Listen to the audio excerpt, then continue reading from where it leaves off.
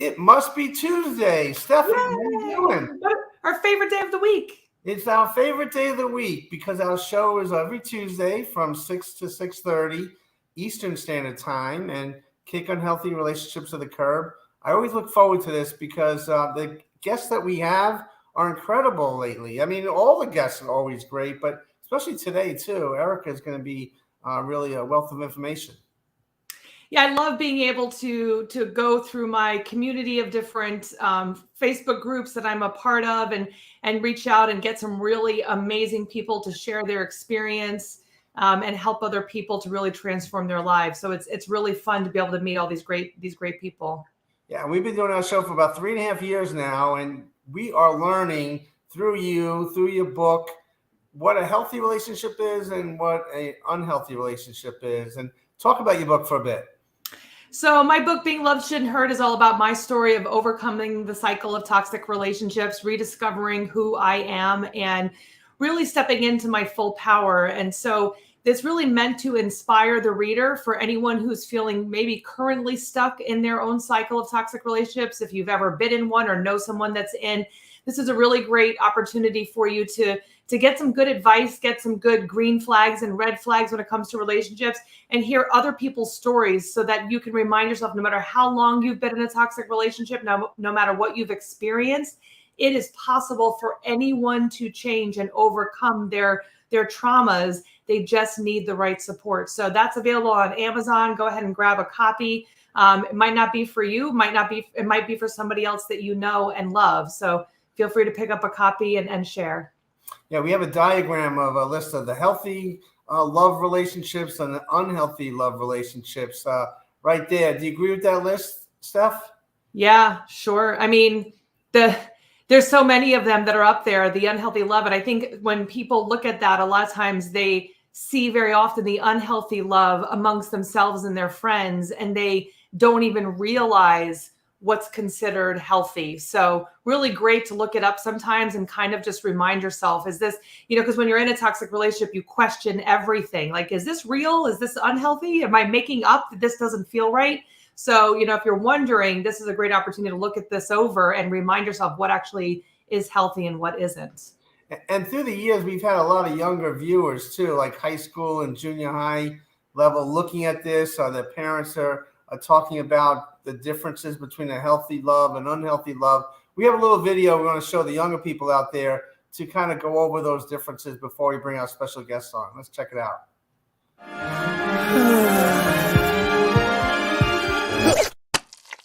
Wow, you really like Nora, don't you? Yeah, she's awesome. I just hope I can be awesome too. She's my first girlfriend, so I'm really new at this. I mean, this will literally be the first year I don't take my ant farm to the spring fling. That's why I'm here. Let's have a talk about healthy relationships. As you get older, it's normal to feel more independent from your family and closer to your friends. Some friendships can develop into romantic relationships, where you feel a special emotional connection, which could also be physical or sexual. Relationships can be amazing, but if they're unhealthy, they can also be complicated and stressful. So how do I know if my relationship is healthy? Whether friendship or romance, every healthy relationship is based on respect, equity, and communication. In a respectful relationship, each person is valued for who they are, so you can feel confident expressing yourself or saying no to something you disagree with, without fear of being judged or ignored. If someone regularly teases you or pressures you into doing things you're not comfortable with, it shows a lack of respect and could be a sign of an unhealthy relationship. It's also important for both people to be treated as equal partners. Then you can cooperate and compromise together in a balanced way, while respecting each other as individuals. If someone tries to control their partner or the relationship, for example, by making all the decisions or sending tons of texts to check up on you, it's another bad sign. In a relationship with good communication, you'll feel free to say what you mean and mean what you say. When disagreements come up, you can discuss them openly, listen to each other, and find a solution. And you'll both be willing to apologize if you hurt each other.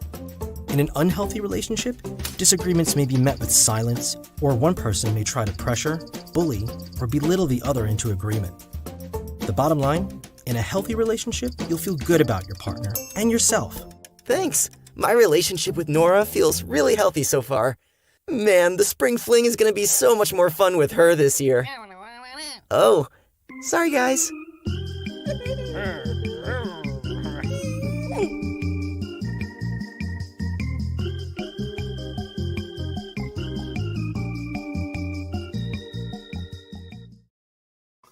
Well, those are for the younger people out there. Do you agree with that, Stephanie?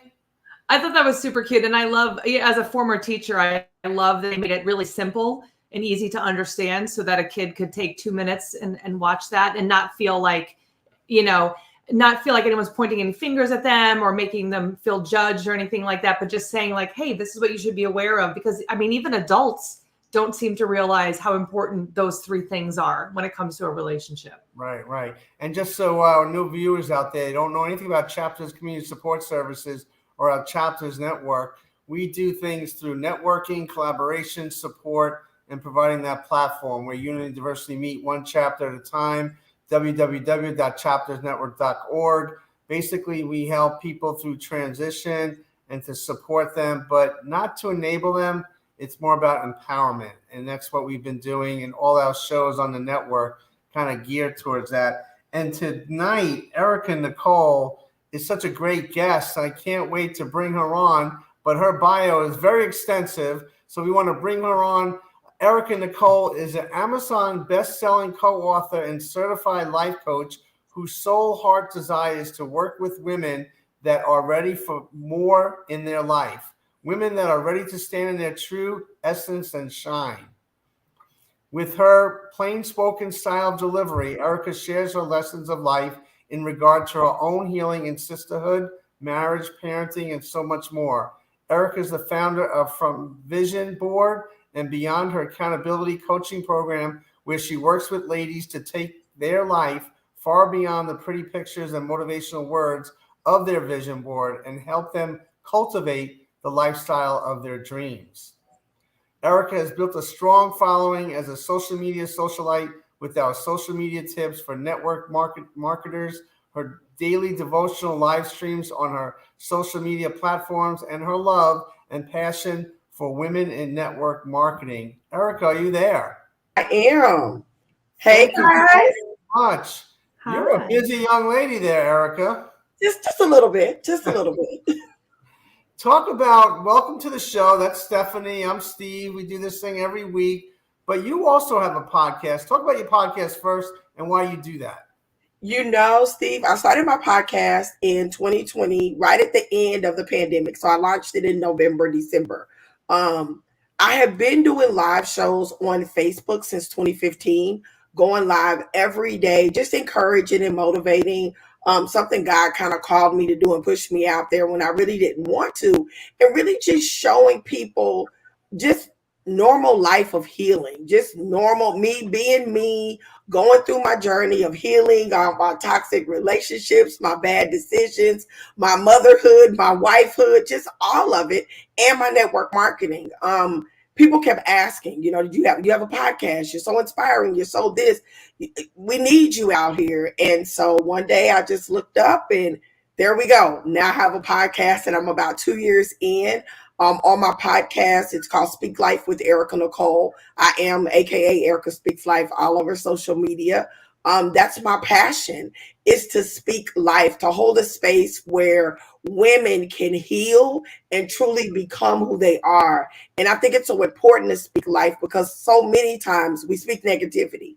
Y'all talking about negative relationships and bad and toxic relationships. And that comes from that negative recording that we play in our head where we think we're not enough, we're not deserving, we're not worthy. And sometimes that's from trauma, and so it just kind of helps people move forward. We've been doing a lot of interviews because, of course, being Mental Health Awareness Month, we have had interviews after interviews of just helping people heal. And I'm super excited about it. I look forward to more years of it. Isn't it interesting how that, like what you said, like, I didn't really know if I wanted to do it. I was called for it. Now I feel like I have to. Like, I completely understand that. I find that when you have that calling, where there's that little voice inside of you that's like, hello, you have to do this. And you're like, oh, but I don't want to. Doesn't it? I think those days, because there's hard days when you do this. I mean, let's be real. But those hard days, I feel like it makes it so much easier to push through the figuring things out stages when you have that intuition, that feeling, that, that little voice that God's speaking to you saying, you need to do this. Do you feel that way too? For me, speaking is my sweet spot. It gives me life. There's no other better way to say it. Yesterday I was in the bed sick. Today I wasn't feeling all that great. Even up until going live, I'm like, God, give me what I need. Give me what I need. And as soon as Steve is like, hey, Erica, boom, it's on. It's go time. And that's because I know what's inside of me. And so I totally agree with you, Stephanie. It's that when you know that you know that you know that you're in that vein, that you're doing exactly what you've been put here to do, all the rest just kind of falls into place. Mm-hmm. Erica, does your personal journey have taken you to this point right now? Has the things that happened in your past made you the person you are now and the work that you're doing to empower other women? Absolutely. Life is a lesson. Life is one big lesson. And everything that I've been through, good, bad, and indifferent, has made me who I am today. I'm not perfect by any means. I'm still going through. I'm still lifing. And because of that, it just is. It just is who I am through the divorce, through losing my daughter, through having a child that's a suicide survivor, just everything I've been through, the loss of jobs, filing bankruptcy, just all of that. It makes us who we are. And that's what I bring to the table. And that's what I share with my speaking audience. Did you have a why me moment back then when you were going through this adversity? Absolutely.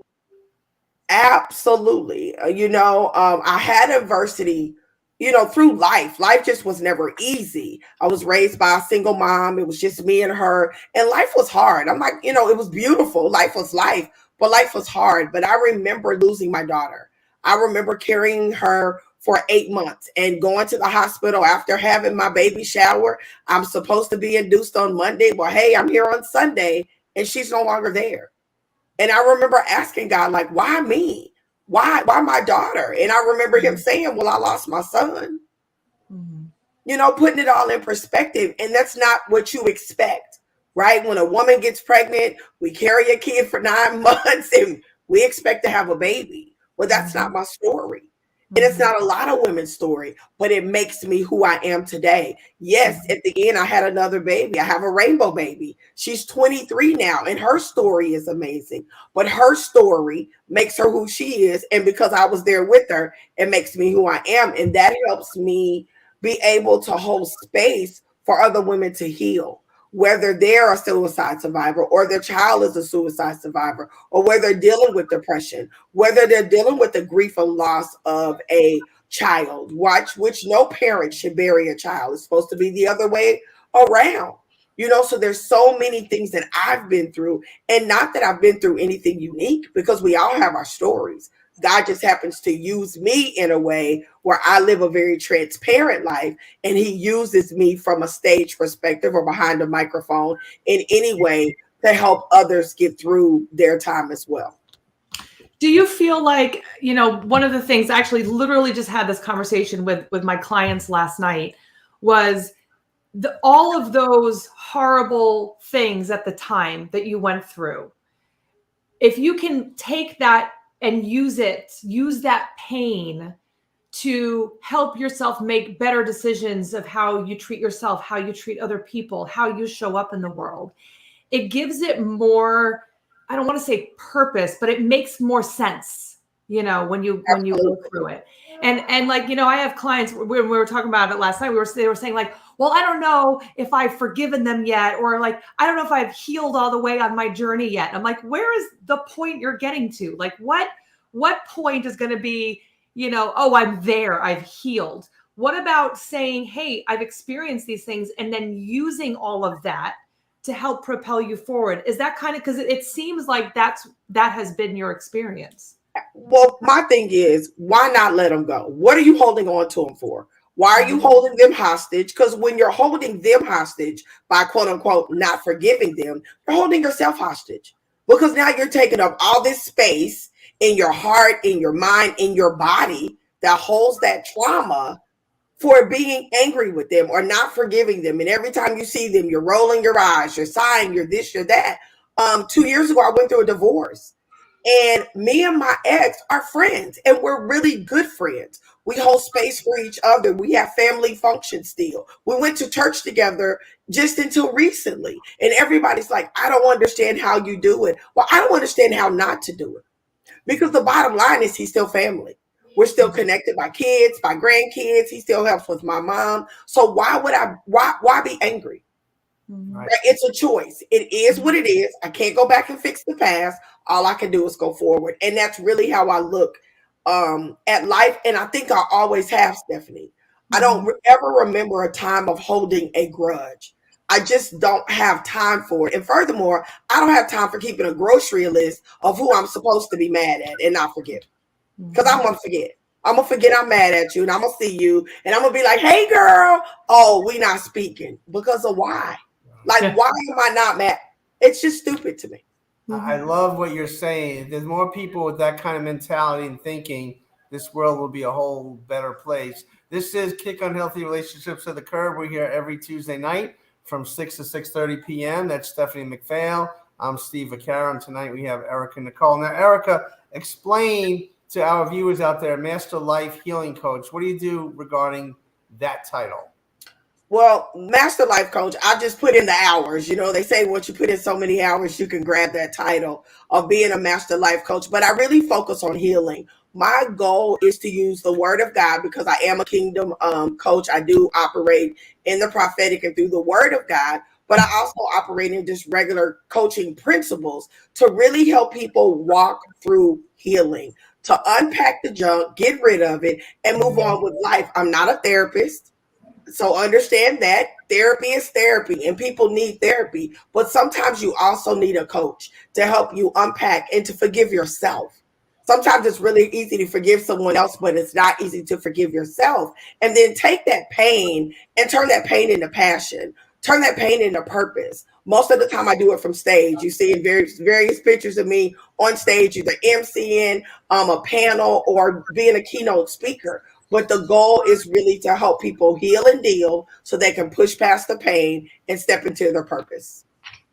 And how do you establish rapport right away? Because you're MC, you're impact speaker. What's the key to your success to connect with people during these settings?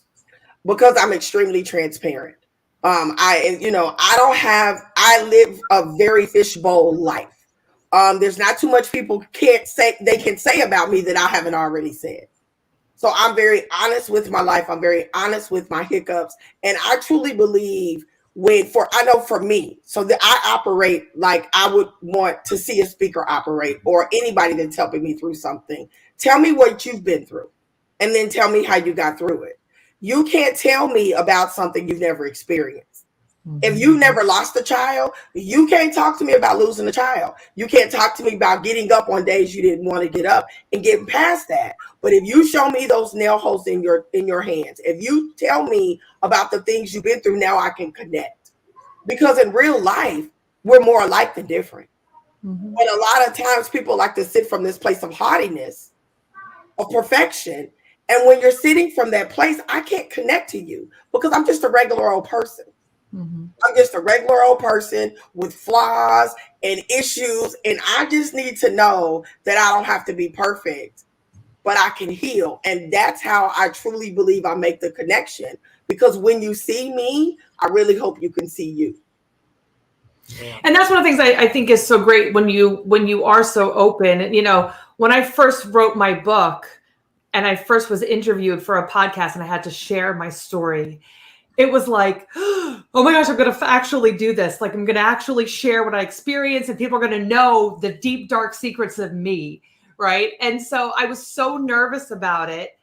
And the opposite pretty much of what I thought was going to happen is that all these people came out of the woodworks and they were like, oh my gosh, this happened to me, that happened to me. And they started sharing their experience. And I find the more that we open up what we have experienced, the more it gives permission for others to open up. And it doesn't have to be exactly the same story. We don't live the same story. Yeah. But it gives other people permission to say, hey, I can empathize because I had something happen to me as well. I totally agree. I remember the first anthology I wrote in was Living and Loving After Tragedy. And I got in it by fluke. Here I'm coaching a client that's a widower, and I'm telling her, oh my God, I have this anthology. I think it would be really great if you write the story of you and your husband's transition, right? I think it would be a key part of your healing. And she looks at me and she says, well, I will if you will. And I'm thinking, this is not what I want to do, but I tell the story. I tell the story of losing my daughter. In that story, I also tell the story of abortions, of premarital sex, of the guilt and shame of losing my daughter, how I felt. I tell all of this. It was the most healing and rewarding writing that I ever did. And then someone saw me talking about it on Facebook, doing a live, and they said, I want you to come speak. That was my first paid speaking engagement in a church. So now I'm in a church and I'm talking about the abortion. I'm talking about my decisions. I'm talking about having sex before marriage. I'm talking about these things.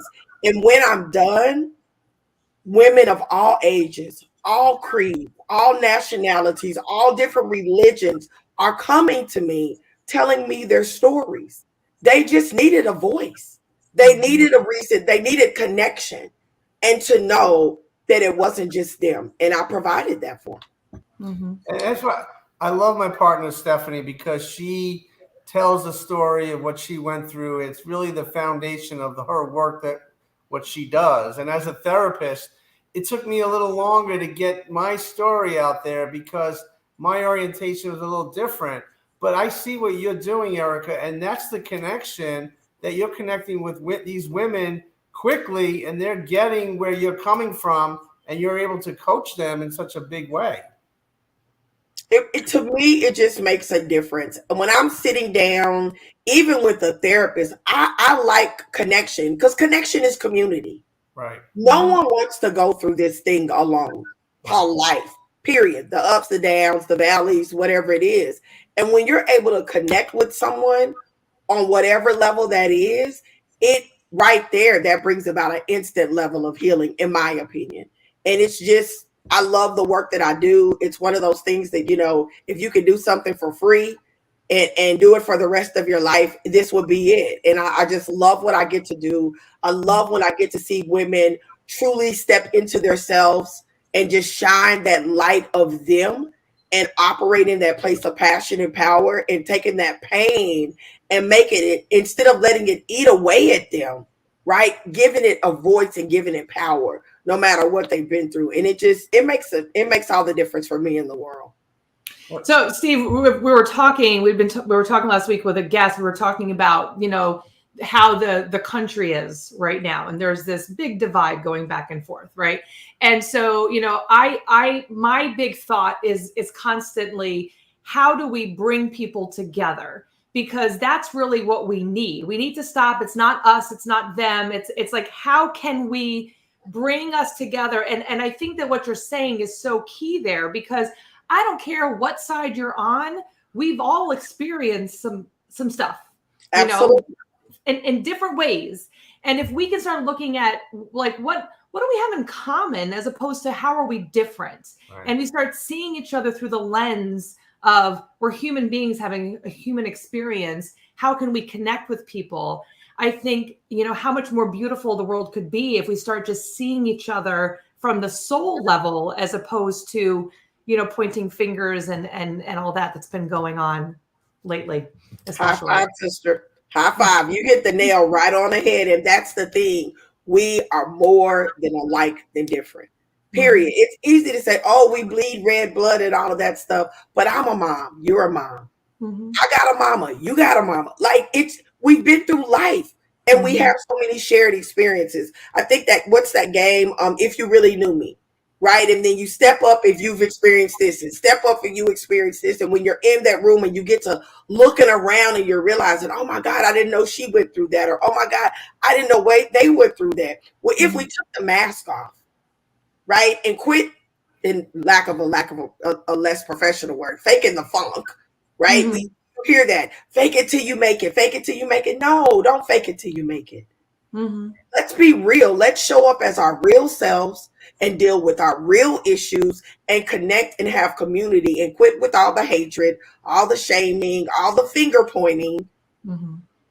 and move forward, because this world is getting so toxic because of it. Agreed. This show is one of the fastest shows ever. I mean, this is like, we can talk and talk about the great work that you do. But Erica, what's your goal for the remainder of 2023 and maybe 5 years down the road? Where do you see you going with the work that you're already doing?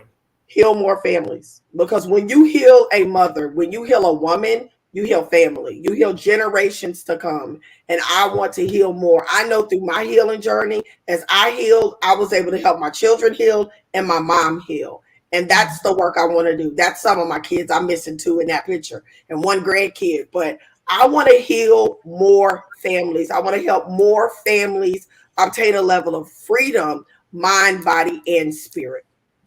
Wow, Love beautiful. it. How can people get a hold of you, Erica? I'm easy. Everywhere on social media is Erica Speaks Life. Erica with the K, no C. My website is the same, www.ericaspeakslife.com. Wow. Erica, we're going to have to get you back on the show because, again, you're doing wonderful work and we hope you feel better. And we're so thankful that you joined us here tonight. Well, thank you guys for having me. I love an easy conversation. And Right? this was easy. I love what you guys are doing. Thank you for your work in your book. I can't wait to get into the book myself. But this has been an awesome experience. So, Erica, the next time you come on, we're going to make it more complicated and tougher for you. How's that? I like it easy like Sunday morning, Steve. I just like it easy. All right. God bless. Thank you so very much and all the great work that you do. Thank you. God bless you too. Thank you. Stephanie, unbelievable. I mean, week after week, we have these wonderful people that are doing wonderful things. Well, and really, I mean, it makes me tear up because I think about, it's such a shame that we can't have the more people think this way and see this way. I mean, how wonderful, if you can go into the world and lead with your heart instead with your head, and realize everyone is going through something. I mean, how much nicer could we be to each other, in our experience, and how much better could the world be if we all step into our own power and stop judging other people and instead putting that energy on healing ourselves. It's good things can happen when we start working on ourselves. So I love the work that she does. I think that Erica is wonderful. And yeah, we'll definitely have to have her back. And week after week, we feel the passion and the vibe that each person brings. And almost, it's contagious almost. You get even more. I get more inspired in the work that we do because sometimes it's not easy. Sometimes you have to, you're having a difficult day and it's hard to get out. You're sick or whatever has happened. But when we have a guest like that, like each week, it doesn't get better than that. So Stephanie, great work. Thank you very much for everything that you do. And we'll see you again next week, right? Sounds good. Have a great week, everybody. God bless. Take care.